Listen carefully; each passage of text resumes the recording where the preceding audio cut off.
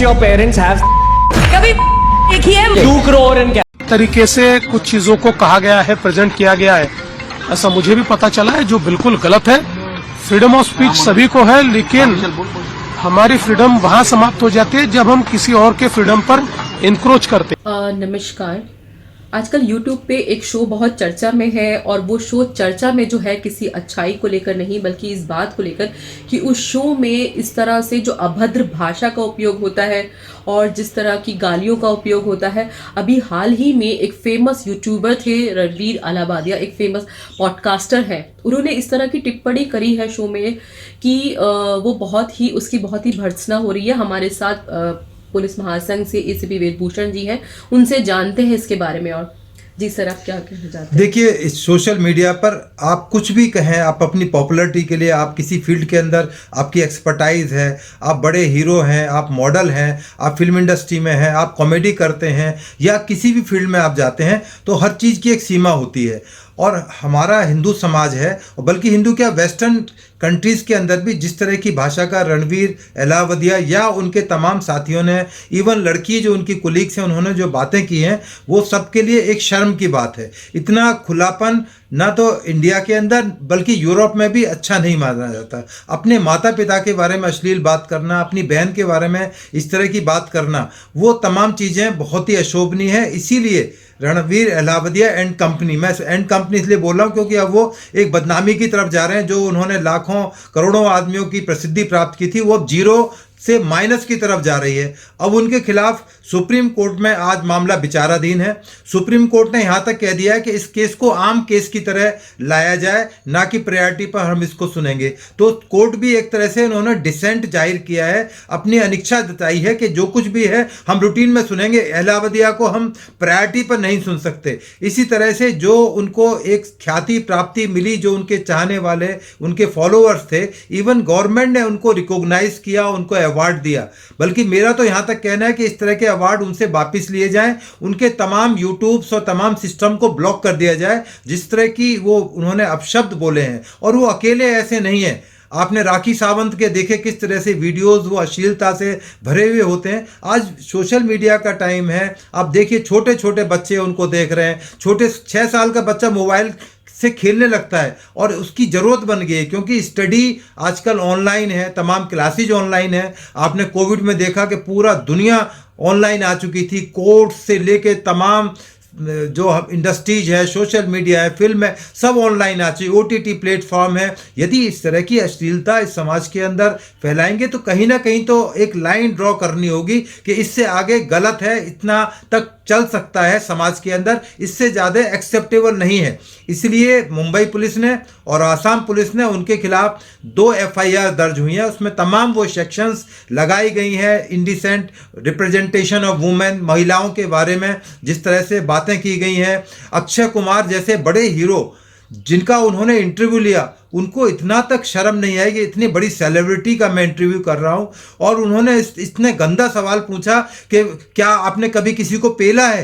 तो ये जो बातें हैं, बच्चे भी समझते हैं आपके कि किस तरह की डबल मीनिंग आप बात करते हैं। समाज के अंदर अपने आप को बहुत बड़ा दिखाना चाहते हैं कि बहुत बड़ी सेलिब्रिटी हूँ। ऐसी सेलिब्रिटी से अच्छा एक आम आदमी है जो समाज को समझता है, इज्जत करता है, महिलाओं की इज्जत करता है, बच्चों के लिए जो सीमाएं हैं उसको ड्रॉ करता है। और जो नया कानून आया है, नया कानून मैं बता देता हूँ, जो नया कानून है उसके अंदर महिलाओं को और बच्चों को विशेष स्थान दिया गया है। ऐसे माहौल में जब पूरा हिंदुस्तान एक नए कानून की तरफ जा रहा है, हम नई सभ्यता की तरफ जा रहे हैं, ऐसे समय में इस तरह की चीज़ें आना, ये एक बहुत ही शर्मनाक बात मैं कहूँगा इस तरह से। तो आप कुछ कहना चाह रही थी? मैं ये बोलना चाहती कि ये जो शख्स है ये एक फेमस पॉडकास्टर है और प्रधानमंत्री नरेंद्र मोदी ने इनको अभी बेस्ट इन्फ्लुएंसर का अवार्ड भी दिया था। तो देखिए, एक ऐसी शख्सियत बनना, अपने आप में एक यूथ के लिए आइकन बनना, लोग जिसे अपना रोल मॉडल मानते हैं, जब आप एक ऐसे मुकाम पर होते हैं तो एक उम्मीद नहीं की जाती ऐसे मुकाम पे पहुंचकर इस तरह की क्योंकि आप ट्रेंड ये दिखाना चाहते हैं कि आप ट्रेंड में हैं, आप बहुत ट्रेंडी हैं, बहुत क्या। अक्सर सर आपको क्या लगता है कि जो पॉडकास्टर है, क्या इस पे बहुत बहुत सारे फेमस सेलिब्रिटीज इनके शो में आते हैं। जयशंकर प्रसाद जी भी अभी इनके शो में है। बहुत बहुत बड़े नामी गिरामी लोग, चेहरे जो है वो, और बहुत बड़े बड़े संत जो हैं वो इनके प्रोग्राम में आते हैं, ये उनका इंटरव्यू करते हैं। तो कहीं ना कहीं बड़े आध्यात्मिक दृष्टिकोण लोगों के सामने रखते हैं। फिर एकदम से दोगली पर्सनैलिटी इनकी आ जाती है। देखिए जो यूथ है, जो युवा लोग हैं, जो इस तरीके के प्रोग्राम को देखते हैं, और कहीं ना कहीं ये कहा भी जाता है कि जैसा देखते हैं, बोलते हैं, सोचते हैं, वही हम बन जाते हैं। तो सर कोई गाइडलाइंस बननी चाहिए यूट्यूब के लिए भी, क्योंकि आजकल हर कोई आसानी से इस तरह की वीडियो को एक्सेस कर लेता है, देख लेता है। तो क्या कोई सरकार की तरफ, देखिए बहुत सारे कुछ मुख्यमंत्री ने भी इसमें पहल की है, असम के मुख्यमंत्री ने भी कहा है, तो सर क्या कोई ऐसी कड़ी गाइडलाइंस भी बननी चाहिए? हाँ, बिल्कुल गाइडलाइंस बनी भी हुई हैं कि कहाँ तक आप इस तरह की चीज़ों को, कंटेंट्स को ला सकते हैं। अब चूंकि इतने बड़े सेलिब्रिटी बन चुके थे, उनके चाहने वाले बहुत थे। हालांकि यदि आप उनकी पर्सनल लाइफ को देखें, he is a big failure, he was zero, पढ़ाई नहीं कर पाए, यहाँ तक कि एलिगेशन है कि आप ड्रग्स में रहे, लड़कियों के साथ रिलेशनशिप में रहे। तो वो तमाम चीज़ें, चलो उस बैकग्राउंड को मान लें, बड़े बड़े नेताओं के साथ आपकी फ़ोटो है, आप अपने आप को बड़ा धार्मिक और तमाम चीज़ों के साथ जुड़ा हुआ बताते हैं, परंतु ये जो आपका पक्ष निकल कर आया है, ये शर्मिंदगी का कारण है। और सरकार को यूट्यूब जैसी तमाम जो चैनल्स हैं उनके ऊपर कहीं ना कहीं चेक और बैलेंस करने के लिए तमाम प्रक्रियाओं का इस्तेमाल करना चाहिए, बल्कि इस ऑफेंस को नॉन बेलेबल बनाया जाए, जिससे कि लोग डरें कि कानून का डर, एक खौफ पैदा हो, एक मैसेज जाए। जहां तक संबंध है इस तरह की सेलिब्रिटी जो नाम कमा लेती हैं, आपको मैं बताऊं कि एक धार्मिक बाबा थे आसाराम, आज वो जेल के अंदर हैं। उन्होंने एक छोटी बच्ची, माइनर बच्ची के साथ में शोषण किया, समाज के अंदर खुल के आ गया, आज देखिए वो जेल के अंदर है। तो इसलिए मैंने बोला था कि अर्श से फर्श तक आने में देर नहीं लगती, इसलिए अपनी सीमाओं के अंदर आदमी को रहते हुए काम करना चाहिए। और जो इन्होंने नहीं किया है, इसका पछतावा उनको होगा और उसका नुकसान इनको पूरी जिंदगी खामियाजा भुगतना पड़ेगा। आज इनको रिकॉग्नाइज करने के लिए कोई अपने पास में बैठाने के लिए तैयार नहीं होता।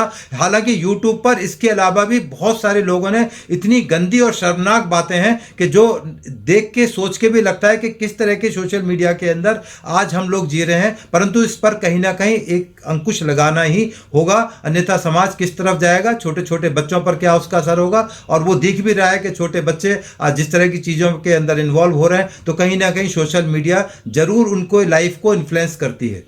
सर ये कहा जाता है फिल्में समाज का आईना होती है, आजकल यूट्यूब भी समाज का आईना बन रहा है। सर बी पराग एक बहुत फेमस सिंगर है, और उन्होंने अभी एक वीडियो रिकॉर्ड करके ये बोला है कि मैं बहिष्कार करता हूं उनके शो का, मुझे रणबीर अलावादिया के पॉडकास्ट से निमंत्रण मिला था। तो क्या सर उन्होंने बिल्कुल सही कदम उठाया है? हाँ, बिल्कुल उनका कदम बिल्कुल सही है कि इस तरह के लोगों को उनके प्रोग्राम में जाना, उनको पॉडकास्ट में जाना, उनको ज्वाइन करना, उनको लाइक भेजना या उनकी प्रशंसा करना, ये बिल्कुल उसको डिस्कार्ड करना चाहिए समाज से, तभी एक अच्छा मैसेज देने में हम कामयाब हो पाएंगे।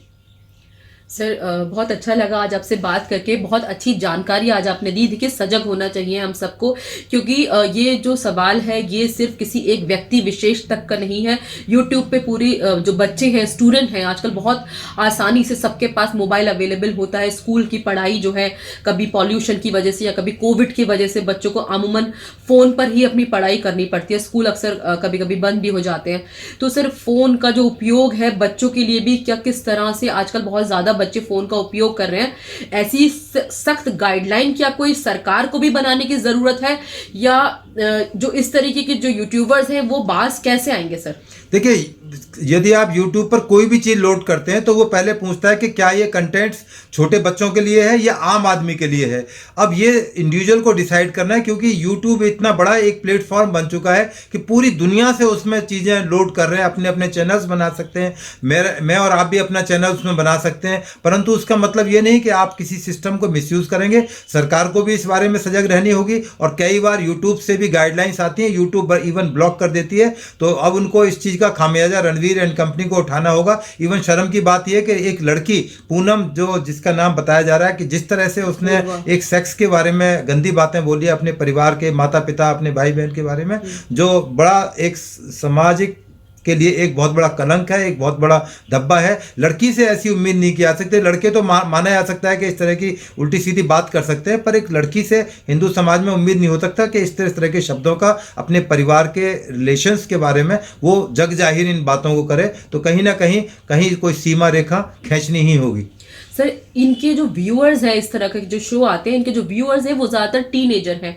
तो जहां हम भारत में सनातन संस्कृति की बात करते हैं अपने देश की, तो वहां ऐसे शो आते हैं जिनके जो व्यूअर्स हैं वो टीनेजर बच्चे हैं, वो इस प्रोग्राम को देखते हैं। तो वो क्या सीख रहे हैं, उनकी मेंटेलिटी क्या होगी, वो किस तरह के शख्सियत बनेंगे, क्या इससे क्राइम में भी इजाफा होगा? हाँ बिल्कुल, जिस तरह से वो देखते हैं कि भाई किस तरह से उनके जो रोल मॉडल हैं वो इस तरह की गाली दे रहे हैं, सोशल मीडिया खुलेआम इतनी गंदी गालियां दे रहे हैं कि एक आम आदमी सड़क पर चलता हुआ भी नहीं दे सकता, वो सोशल मीडिया पर इस तरह की गाली दे रहे हैं। और अब तो उन्होंने तमाम सीमाएं लांघ दी हैं, अपने माता पिता के सेक्स के बारे में बात कर रहे हैं, अपनी बहन के सेक्स के बारे में, भाई के सेक्स के बारे में बात कर रहे हैं। तो ये कहीं ना कहीं बहुत बड़ा एक धक्का है सोशल मीडिया के लिए, और इसका खामियाजा सभी को एक ना एक दिन भुगतना ही होगा। थैंक यू सर, बहुत अच्छी जानकारी आपने दी, और हम उम्मीद करते हैं कि इस तरह के जो प्रोग्राम है, जो द इंडियाज़ गॉट लैटेंट जो प्रोग्राम है और रणबीर अलाहाबादिया ये जो पॉडकास्टर है, इन सब पे कहीं ना कहीं सरकार भी बहुत सख्त कदम उठाएगी। सर बहुत बहुत शुक्रिया।